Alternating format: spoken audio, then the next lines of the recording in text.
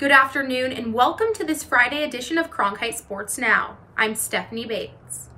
I know most of you are probably just as hungry for sports as I am, but I've got some bad news for you XFL fans out there. This morning, multiple sources have reported that the league has suspended operations, laying off nearly all of its staff. As of now, the league has no plans of returning in 2021. But I've got some good news. The MLB is in talks of returning. It just might not be the way that we're used to. USA Today writer Bob Nightingale reports that the MLB is discussing a realignment for the 2020 season. This would eliminate the American and National Leagues for the season. The plan would have all 30 teams play at their spring training sites in Arizona and Florida. To reduce the risk of spreading COVID-19, fans would still not be permitted to attend games. As of right now, this is all just speculation. And you don't have to wait until the MLB makes their decision to see some baseball action. Sluggin' starts tonight.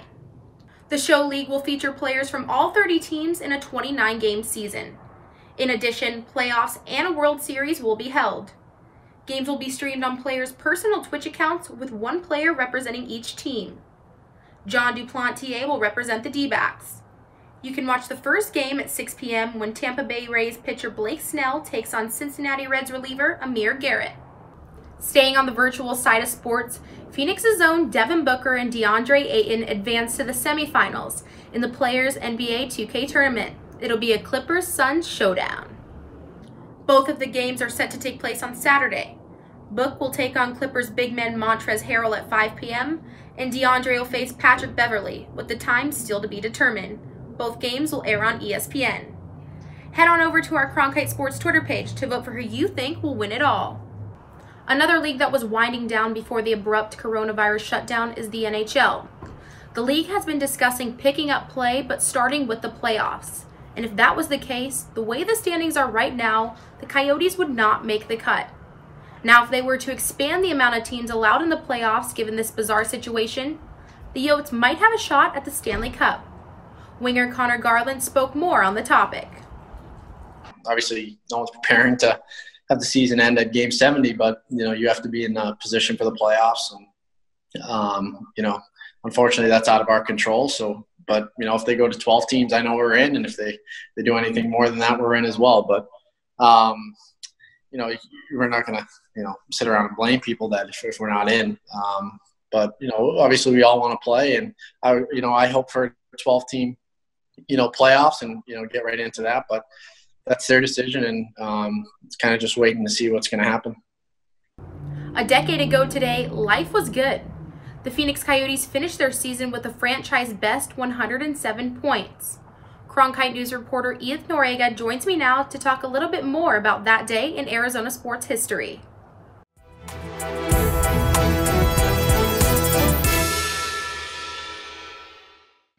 Edith, thank you so much for joining us today. How are you? I'm good. Thank you for having me, Stephanie. Of course. So to give you all a little background on today's Arizona Sports Rewind, in the 2009-2010 season, the Phoenix Coyotes finished 50-25-7 heading into the playoffs, in which they were seeded 4th in the Western Conference, and they actually had the 4th highest point total in the league that season.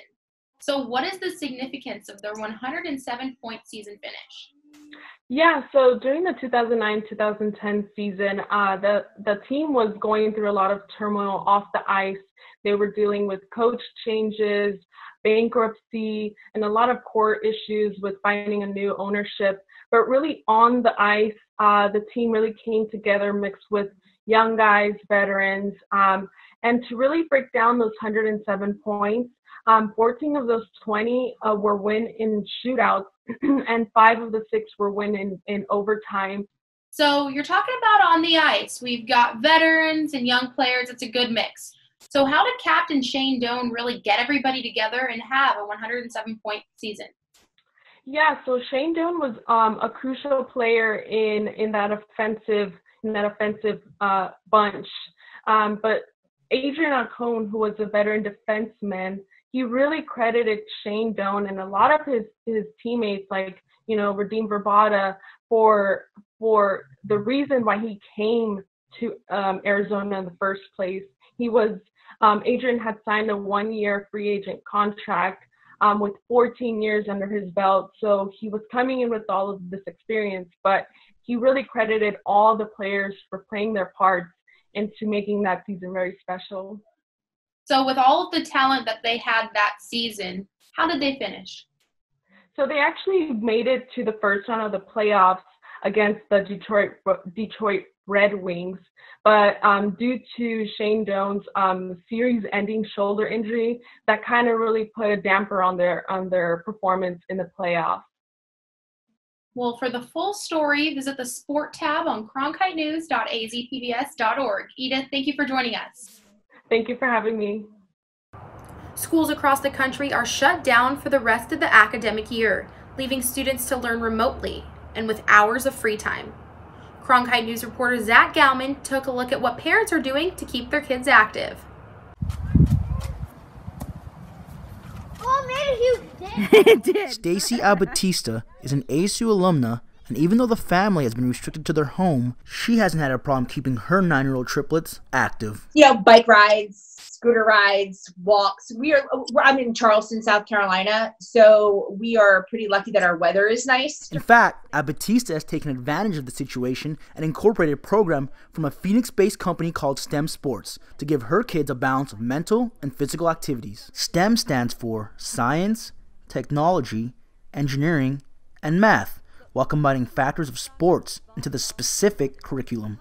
The range of what we're providing is simple as this: basketball. Kids are going to do a little bit of study on data collection behind force and gravity.